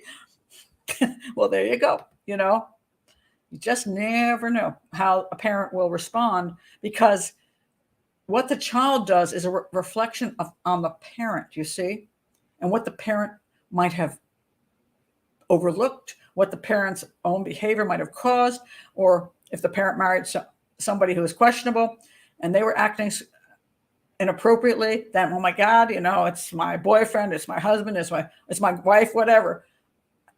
That reflects on me, and that's embarrassing. So yeah, that did not happen. You're a lying little dog. I don't know how many kids have been accused of lying when they weren't lying. They weren't lying. Okay, no sleepwalking. Now, VLW, this is the one people keep saying, no sleepwalking. Just doesn't. That just makes no sense in this case. And I know a lot of people have been pushing it. You know why they're pushing sleepwalking? Because they can't get a good reason why the child would meet someone. So the easiest one to say is nobody in the house did anything to her. She just got up and sort of wandered out, and then a predator grabbed her off the road, or she got cold, so she found this shed. She's still sleepwalking. She found a shed, amazingly enough, and ate some candies, and then somehow somebody then got her, you know, because she's clearly not alive. So somebody got her somewhere. So now Ken McMains has a very good point about trolling. So basically saying that since it was 4:00 in the morning, it's unlikely that any serial killer was going up and down the highway going, I'm hoping to find a girl out here, because that's a bad time to be out there, because you're not going to get many victims. It's kind of a waste of time. However, I do disagree with him in another way. He says that these guys they troll and they don't just grab somebody. No, that's just not true. A lot of serial killers are always looking for an opportunity. So you can have a serial killer who's just driving down the road and says, oh, look, a little girl. And he'll grab her in a heartbeat. So they may be trolling in general, but they'll take whatever opportunities they have. If Asha was wandering down the road, somebody may have gotten her for that reason. So the only way I believe it's a serial killer is if somebody just, a child sex predator, is somebody just came upon her and said, boy, thanks, you know, I got my treat for tonight, and then did something. Do coincidences like that happen? Sometimes they do. Okay. This is, the dogs did not track where she went. Nothing outside the house. The question is, was it because of the weather and the wind? And so that's a possibility, but no, they didn't. And they didn't catch nothing in the shed, which I think is really strange. I feel her not wearing a coat is strange. I do too, Allison. People say, well, you know, like my granddaughter, she'll run outside in the cold. And I go, put a sweater on, put a coat on, for God's sakes. It's cold out there. So kids will do that. They will. But if they're going to leave, actually leave, and know they're going to be out there for a long time, walking someplace and it's freezing cold, near freezing, with rain and wind, I do not believe that's a time when she wouldn't put a coat on. No, absolutely not. All right, playing devil's advocate, you may do that. Did the kids sleep with the bedroom door open? I do not know. This is part of the puzzle pieces, which are missing those little knobs, you know, that you click in. Don't have a clue. If so, Dad might have glanced in, not so much as checked on them. This is true. It's very wishy-washy. So I don't know. I don't. It's not clear. I wish it was. And if I were investigating, I would be asking, do the kids sleep with the door closed? Do the kids sleep with the door open? Do you sleep with the door open? Because some families keep all their doors open and some close all their doors. My family, we closed our doors. I was like, knock before you come in. Please knock. Let's see. Michaela says, if a 9-year-old girl is walking alone at night, she may be confused with a little boy, but hardly a full-grown woman. No, that's not true. You see, you're assuming that, first of all, people have a good view. It's not raining and windy and everything else. And people, you know, that's the problem. And so we assume that it will be clear, but it's not necessarily so. Definitely the first truckers thought it was a woman. They said that. They did not think it was a child. They thought it was a woman. So now the question is, were the truckers right? The first ones, it's the two of them, the father and son together in the vehicle, the ones that passed by and got on the CB and said, hey guys, watch out for this. There's somebody walking along the road. Just be careful. Or was a second guy who sort of seemed to say it might have been her. Is he only thinking of that in retrospect? How close did he get to her? So he turns the vehicle around, and supposedly he's in a truck too, and I can't quite get a vision of whether he's in a huge truck, Mack truck, or a little, smaller truck. He's working. So he's got to run, so how hard was it for him to turn around? How close did he get to her when he opened up the window? Was the rain in his face and she turned away? I don't know. So could have been a smaller person. I mean, there are a lot of people who aren't that tall, women that are not that tall. So I think that's really questionable. Why didn't the neighbor stop her from leaving? That's a very interesting point. If the neighbor really saw the girl going out of the house at 3 or 4 in the morning, a neighbor who should know that she's 9 years old, you think the neighbor would run, very good point, would run over, stop, hey, grab her coat. She'd grab her coat, put her coat on, run down the street and go, where are you going? Where are you going? You would think she would do that because a 9-year-old child should not be going out at 3 or 4 o'clock in the morning, should they? So that's odd. So I don't know whether the neighbor saw her leaving the house or the neighbors thought she saw a child later on when everybody was looking for her. They thought they saw a child going down the street. I don't understand exactly what any of this means, but it's interesting that he said that right up front on the 911 call. One of the things you look for, well, he did, was it right up front? Yeah, let me see. Where was the, oh yeah. He gives that information early in the phone call. And sometimes when you get that information early, it's because you want people to believe that. And that's what concerns me about it. Unless she was an early developer, I have no idea. She doesn't look very developed. Okay, so we don't even know for sure if she actually left the house, correct? No, we don't. We have no clue. Because there's no proof that, I do believe somebody was seen on the highway, but there's no proof it was Asha. Now you think to yourself, what are the chances, again, coincidence, what are the chances this kid disappears and people see a short person walking down the highway and it's not her? That's a good question. It makes you think it is her for sure. But then again, is it? And then if it is her, did she leave because she was meeting someone, or was she just desperately running out of the house and was walking down the road now not knowing what to do? Because that's possible. She could have left she freaked and left the house, and the second guy could have hit her with his vehicle and turned around to see if he hit a deer and thought, oh Lord, I didn't hit a deer. That's possible.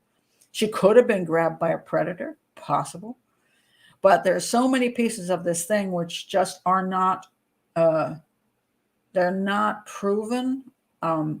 They're a lot of, there's very wishy-washy, let's put it that way. Very wishy-washy. The 911 call,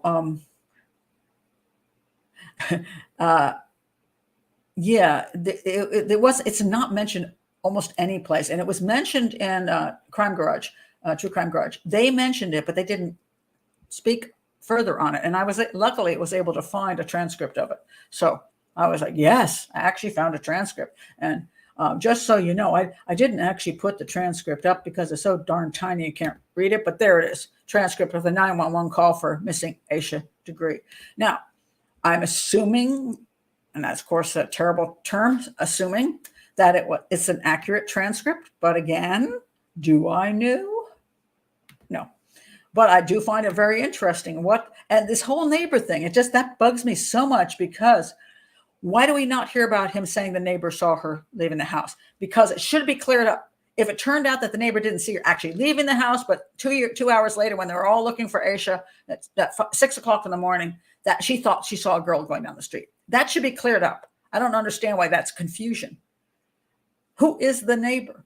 Because as I said, there's not that many people who could see her leaving the house. So either he made it up to make it look like she left the house on her own 2 feet, Or somebody did see something somewhere, but who was that person? What's that person's name? And when did they see this exactly? And where is this information? Why is it not out there? Because this is very important.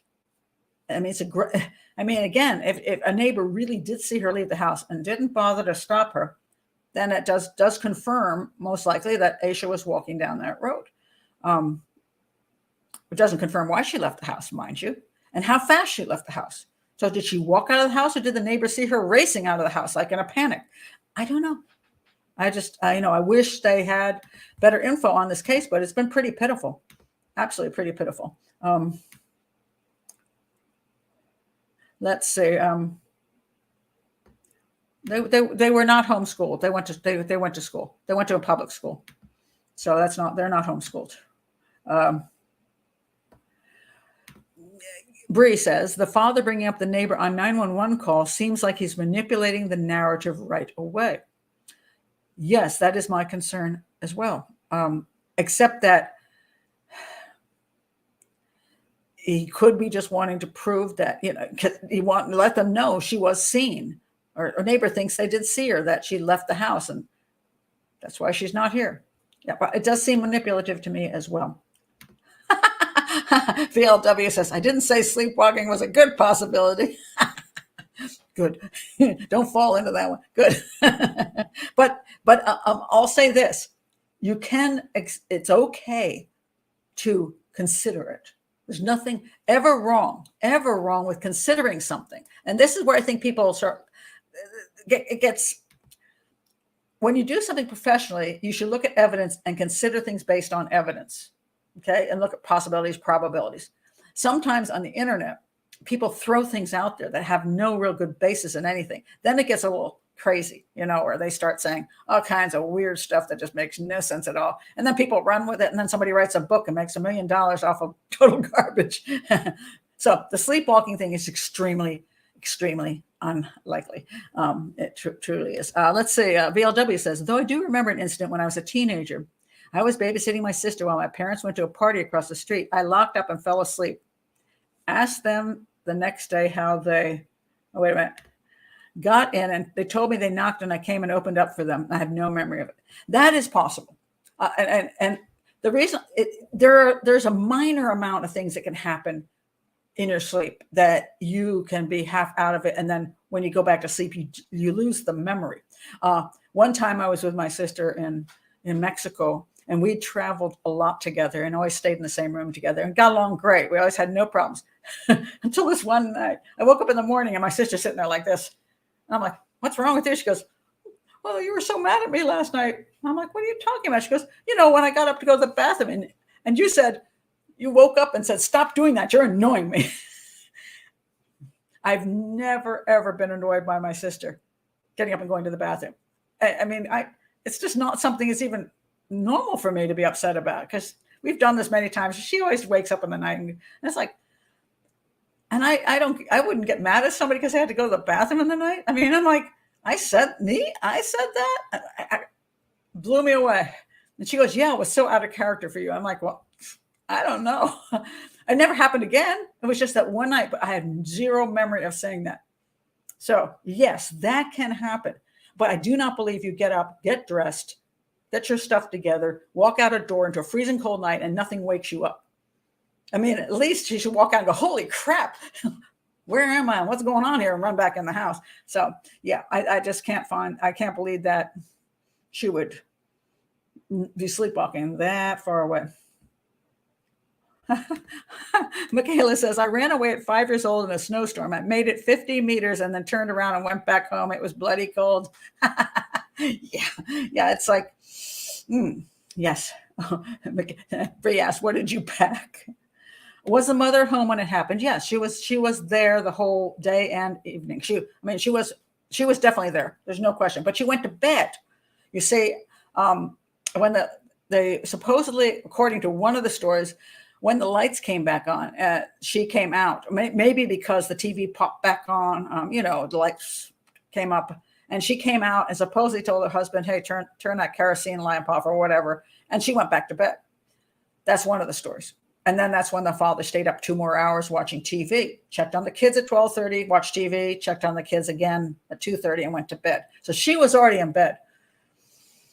So I don't think she would necessarily, if she's, I don't know what kind of sleeper she is, but if she was in bed asleep and her husband was up and wandering around, and remember, he is a guy who has a couple jobs, so it might not be something she would pay attention to if she heard noise at all. He goes into the kitchen, he watches some TV. It's not a big house. She might be used to that. And if a TV were still on and he took his daughter out of the house, I don't know that she would hear the door close or even the car drive away. I don't know. This is stuff that the investigators had to really go through. Now, the investigators obviously have not come to a conclusion on this case 20 years later.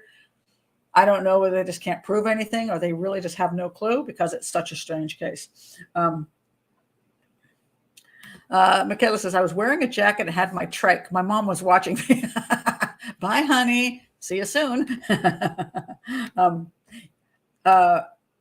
I don't know. I would think she'd run to her grandmother across the street if she ran off. You would think she's got enough relatives. She would go someplace. I don't, but again, I don't know. Yeah, I don't know. If it was the father's, if it was her paternal grandmother and he did something, would she run across the street and say, Daddy did this?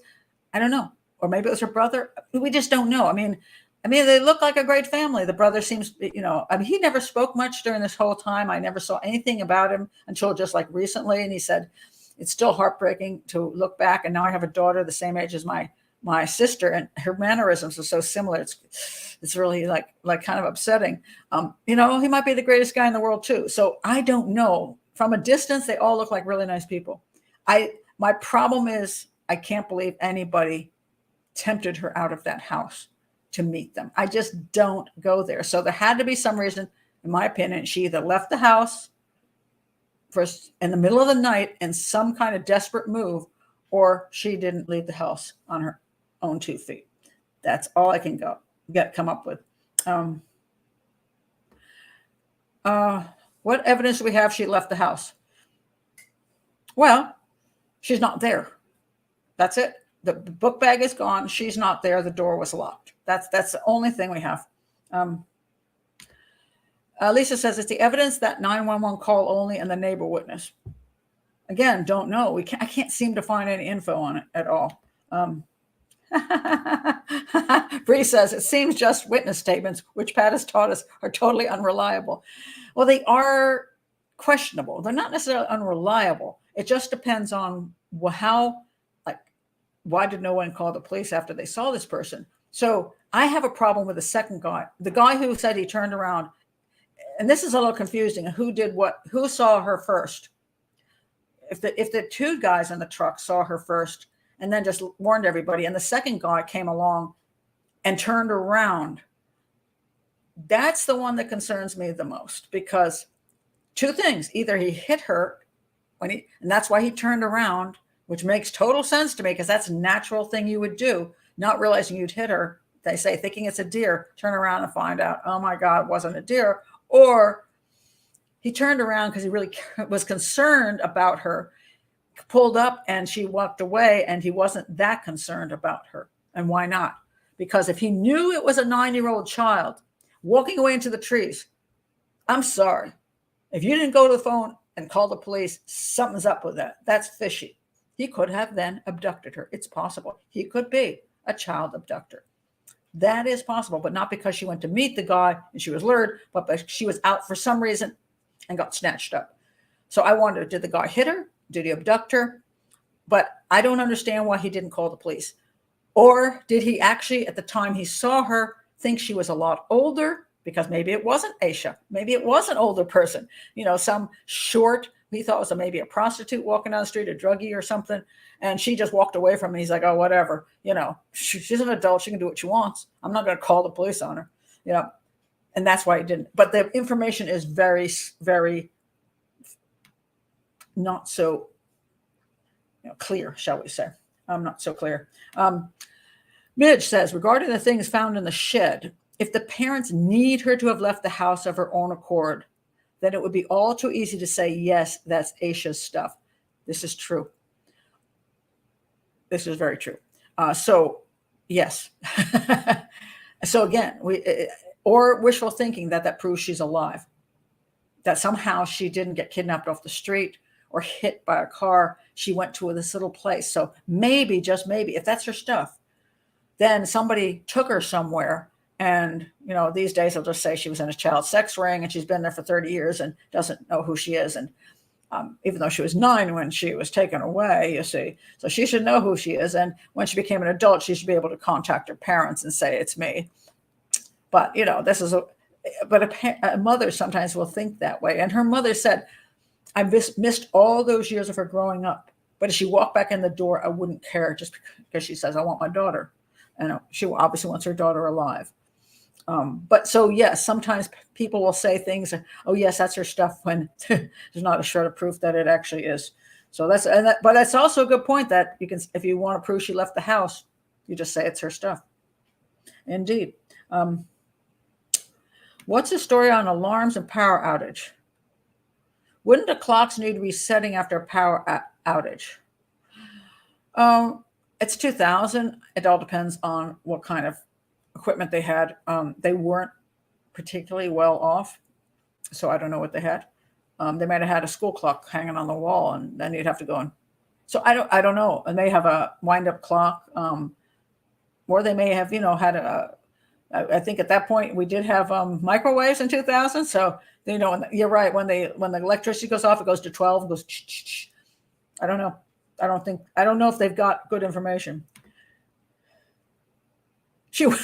Oh, Anne, you're terrible. She went to an internet cafe and not coming home until they get Wi-Fi.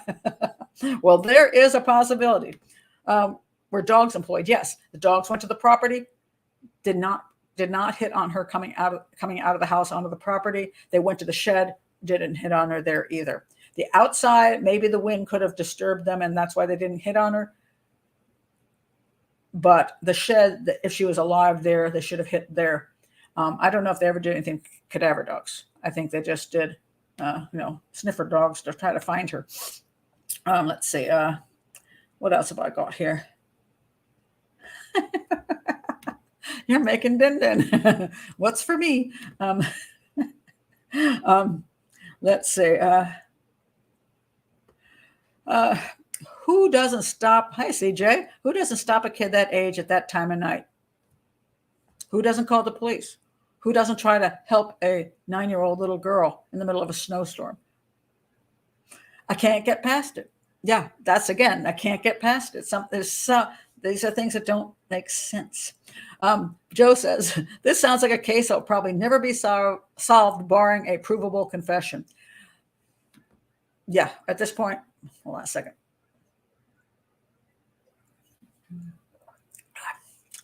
Some people wonder why I don't drink much of this, because they have to go to the bathroom in the middle of your show. So I try to take very little sips to prevent that from happening. Yes, that it doesn't look good. Let's put it that way, that they're ever going to figure it out. Lisa S. says, all that kid checking in a small house sounds odd to me. Also, the literature states she was an athletic girl. What could this mean for the case? And that she's athletic. Well, she's still only 9. Probably nothing. But yet, a small house makes me question the checking. Unless he just glanced into the door and happened to see them. But he checked on them twice. And I mean, it's one hell of a daddy who does that. But they're older kids. I just don't quite understand it.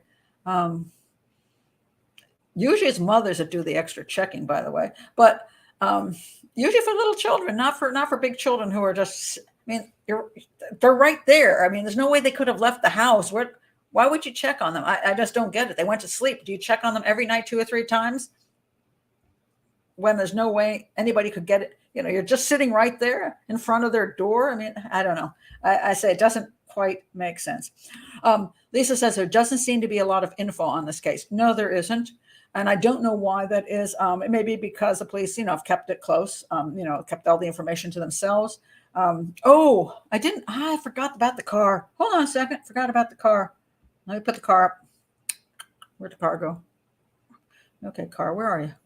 This is another thing that really doesn't make a whole lot of sense. Hold on, let me find the car. Somebody called in later, and they don't seem to say whether it was right after or it was like 10 years later, that they saw Asha getting into this car. So they've been looking for this green car. Now, mind you, this is a very unique kind of car. And you can't tell me that if she knew the person, that the person that she knew had a car like this, somebody saw her get into it, and they can't identify who the person is, because that's pretty unique. Now, Ken Maines thinks it's a black man driving the car because he says it's this kind of car that a black guy would drive. I don't object to that. But if it was a black guy from her school, black guy from her church, why does nobody know this car? So I don't buy that for a minute, that it was anybody she knew lured her out. I'd say that's where it doesn't make any sense. Why would she get into this car if anybody actually saw that?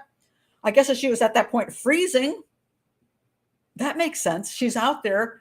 Two people tried to help her. Maybe she went to the shed and then left the shed, came back down the driveway, and finally gave up and took a ride in somebody's vehicle because she was freezing. Possible. And that's the guy who killed her. Okay. But again, I don't think she was lured out by the guy in the vehicle, if that vehicle has anything to do with this case. And we don't know that it does. We absolutely do not know. So it's like, it is a case with such questionable information. It really is. And it's hard to determine anything, but the things that I can determine are the things that make, to me, as people say, I don't for a minute believe that she was going out of that house to meet anybody at the age of 9. That makes zero sense. Did they speak to the basketball coach? No clue. Are the parents still living? Yes, they are. And the mother is still working. Every year they have a big event. They have a billboard up, and the father's seems like he's involved, although, I don't know how involved he is, or whether the mom is just saying, hold this up, say this. I don't know. But yes, they're still married. And they're both still living. And the son, the brother is married and has a child, or he just has a child. I can't remember whether he's married or not, but I don't know. That's a good question. I do not know. There's no mention of the family car at all. I don't know how many cars they had, or they just had one, how anybody got to work. They really don't talk about that. But since the father supposedly, in one of the stories, left in the middle of the night and went, shopping at the unknown store, which nobody seems to have seen him in. So I don't know if there's any truth to that at all. He would have to have a car to get there, because obviously at that time of night is not good time for buses on that road. So Lisa says, I think she never left the house. Just don't know. Kind of a version, like a kid version of Maura Murray. Well, Maura Murray is more clear to me. She left of her own accord from Maura Murray. And if you haven't seen my Maura Murray video, yes, go there, put in profile of Pat Brown, Maura Murray on their search engine and YouTube. And she drove to a location. She had a little accident thing there. She had problems with alcohol. She refused help, and then she vanished. So, and of course that question is there. Did she walk away and die of hypothermia in some little crevice someplace on the mountain? Did she take a ride from somebody and get killed? But those are the two basic possibilities in that case. But she did at least get to that location on her own. In this case, it's just very strange, and we just don't know why a 9-year-old will be rolling around out there at time in the morning. Not. Let's say if it were summertime and a 12-year-old, a 13-year-old, yeah, maybe. This makes no sense. Absolutely no sense. Let's see what else you have here. Lisa says, Lisa's going, what about all of you guys? Come on, guys. Tell me what you think. It is really a very strange case. And again, I don't know why it's strange. I don't know if it's strange because we don't have proper information. And, it's possible the police could already know exactly who did it, and they just can't prove it. So they just shut up. Or they just have no clue. Maybe somehow she was on that road. Maybe, There were tips that came in from inmates from prison, and they all didn't pan out. But the inmates' tips were that she was hit by a car. And what I said, hit by a car, and then they got freaked and went off. But I would think the guy who turned around is the more likely person who would have hit her with a car, because the turnaround thing really bugs me, because I know that's exactly what you do when you think you hit something, because you want to go back and see what it was, unless you don't care, or you think, oh, that was a dog, and you keep going. People have hit people. They've been driving and they hit somebody on the side of the road, and they just keep going, and people will accuse them of hit and run. And they're like, I just thought it was like a dog or something, or a cat, or a wild animal. I didn't think it was a human. And they may be telling the truth, because, they just don't assume it was a person, and they think they maybe glance back and don't see anything, and they keep going. Other people, if they feel enough of a thud, might say, my God, what was that? And turn around and go back. So I don't know. I don't know what happened with that driver. Did they prove they couldn't have done it? Did they check his vehicle out for signs that, he hit somebody? Did they look for DNA in that vehicle? No idea. No idea. More wild speculation. Did she run out of the house and hide in the family car? Dad came out to do his mysterious shopping and found her inside. That's wild speculation. I have no clue. Yeah, don't say anything there. Dad left the house. Asha left the house. Coincidence? Well, I don't know that he did. The story is so, I don't understand why the story isn't clear. I mean, again, it is a police case, so maybe it's, we just don't know all the details, but you would just think the family in 20 years would have sat down and given what seems like a story that, is solid. It's like, this is what happened at this time and this time and this time and this time. But I can't seem to find one absolutely dependable outlet to tell me this is the actual things that happened. This is what the family states occurred. I can't quite find that, which is a little frustrating. If there were words out of his own mouth, it would make sense. Now, so when Dad calls 911, we don't have the history of what happened earlier in the evening. We just have, we woke up in the morning and she was gone, and my son didn't hear anything. That's the only thing. And a neighbor maybe saw something. So, no. So he turns around, sees he hit a girl, and drives on. That's not what I said. I said, if he hit the girl and turned around and found she was dead, he might have picked her up and put her in the back of his vehicle and taken off with her. Sometimes people freak and think, I'm going to be accused of something, and therefore they try to cover it up by taking her someplace and putting her body someplace and then just wrapping up her bag and throwing it out the car and hoping nobody ever questions you. And it may be calling the police and saying, I saw the girl, but she ran away, so that he doesn't get looked at as having done something to her. Also, if he kidnapped her, the same thing. So no, I don't think he hit the girl. He turns around, finds that she's alive, and just drives away. No, I don't think, like she's in the road and she's got a broken leg and he left her there. No, that I don't think. And if that were true, then they would have found her. So she's not in the area that they claim they saw her. Dad's, hi, though. We say howdy here. Dad seems worthy of intense scrutiny. I don't know. I don't know what the police came up with him. Maybe some of this information is so off that Dad is clearly not anybody is involved.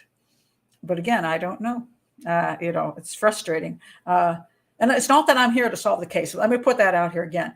I don't have this channel to solve cases. I have this channel to educate. But you can see, this is what I'm trying to explain. You can see how difficult the investigation would be and how difficult profiling is depending on the information you have. But you do look at red flags and you do look at red herrings. To me, a red flag is this supposed trip to the store and the double check of the kids. Another red flag to me is the supposed neighbor seeing something. I don't know if that's even true, but it's a red flag. A red flag that the brother supposedly didn't hear a thing, but later on we have all of information he did hear a thing.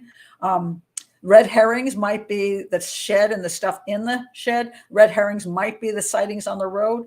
But again, we don't know the validity of these things. So this is the problem with trying to figure stuff out.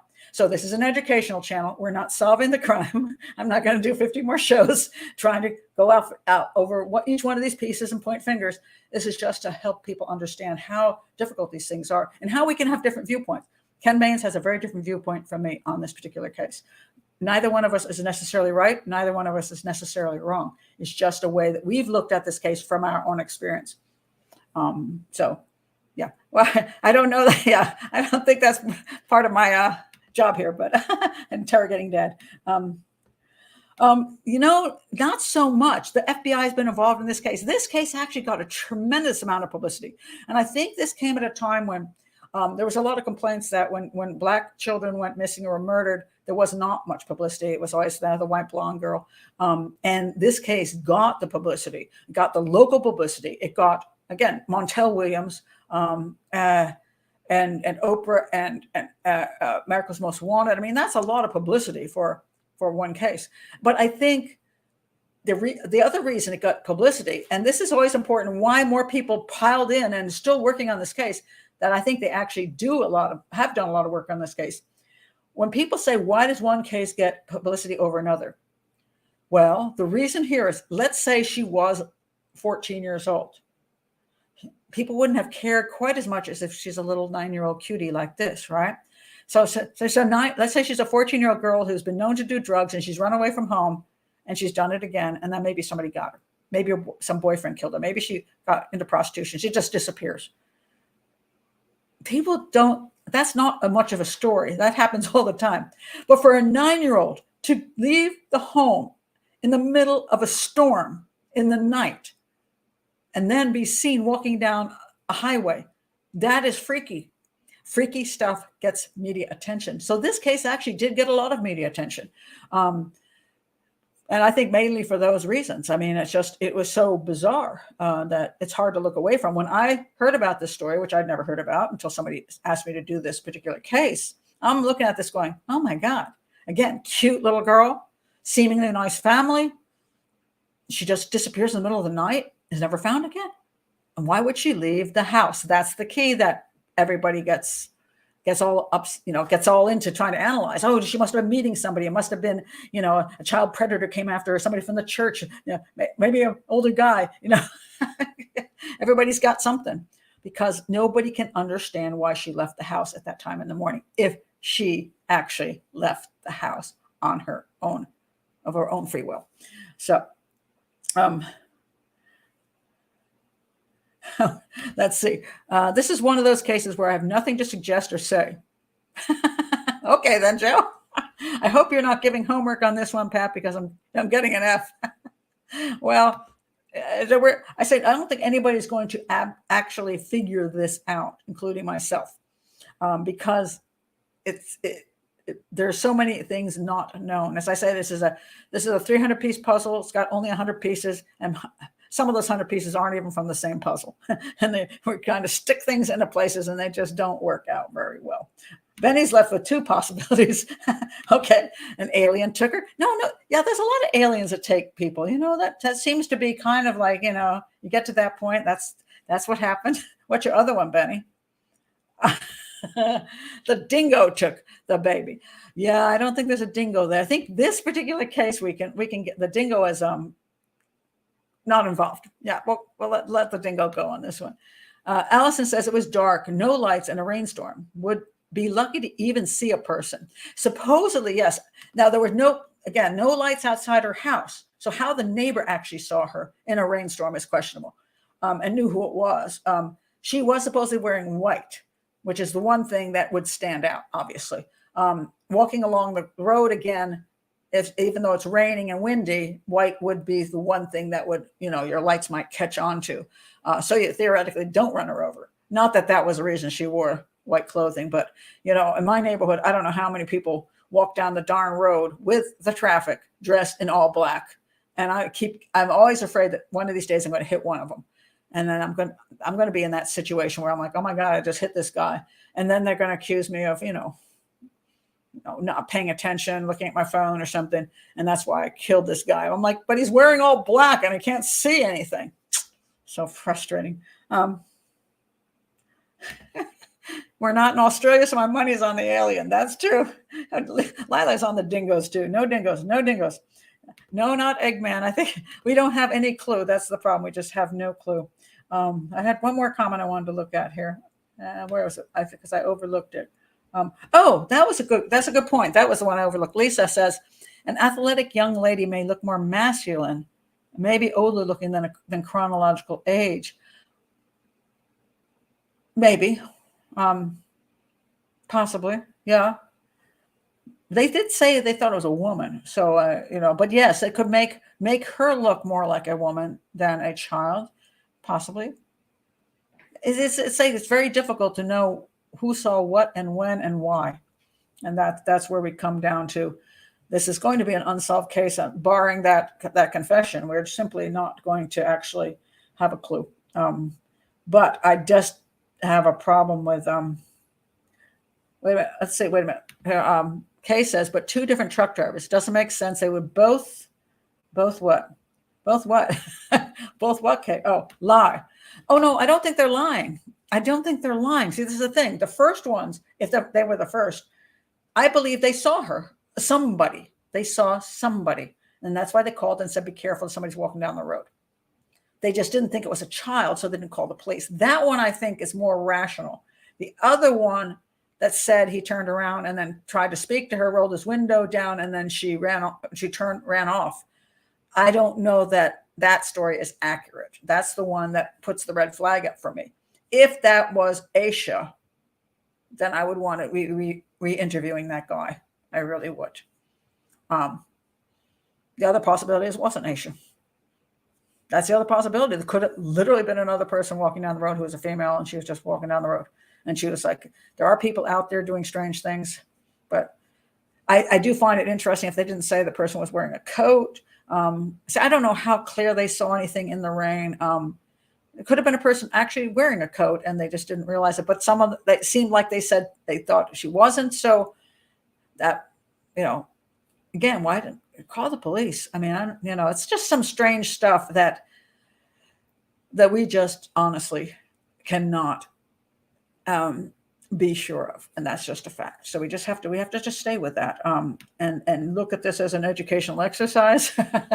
And I don't know if the police will ever solve it one day, but it would be very interesting to find out whether Asha left the house, B, if she left the house of her own free will, and if she did, why she left the house in the middle of the night. What could have propelled her to do that? Those are the questions. And I'm not sure I entirely answered those, but what? I did mention this, Rick. I think you're just late here. I'm sorry. This one. According to Wikipedia, the book bag was found. It was wrapped in a plastic bag. I disagree with Ken Maines on this. Ken Maines thinks it's that this book bag meant something to the person, like the killer. It was a child sex predator, and he wrapped it up and then he buried it someplace so that he could come back maybe and get it again and look at the things in it and be all excited. I don't buy that at all. I think that the person had the bag, wanted to get rid of it, but didn't want it to be recognized from the roadway, wrapped it up in some plastic bags and chucked it out the window. It was not buried. It was ended up being covered during some construction stuff. So I think dirt was just put over it. I do not believe for a minute that it was buried with some intention, for later, because the person cared about her so much. Even if it was daddy, I don't believe that he buried it with love. I just believe it was hidden so that people wouldn't see it. And I don't know. I say maybe it's just no useful dumpsters around, so they just chucked it out the window, but covered it so that it wouldn't be seen out there. Where, again, what I said earlier, if you weren't here, is if somebody throws out a book bag and it's clear to the view to the people on the road, somebody may pull over and grab that book bag because they want what's in the book bag. People do that all the time. So you cover up the book bag so it just looks like trash. Nobody wants to look in trash bags. So that would be the reason for that. Joe says, I wonder if abuse by the brother forced her out of the house. Horrible thought, but I'm clutching at straws. I don't know. I don't know. And I don't know. And so we're going to have to, I'm just going to leave it there for now.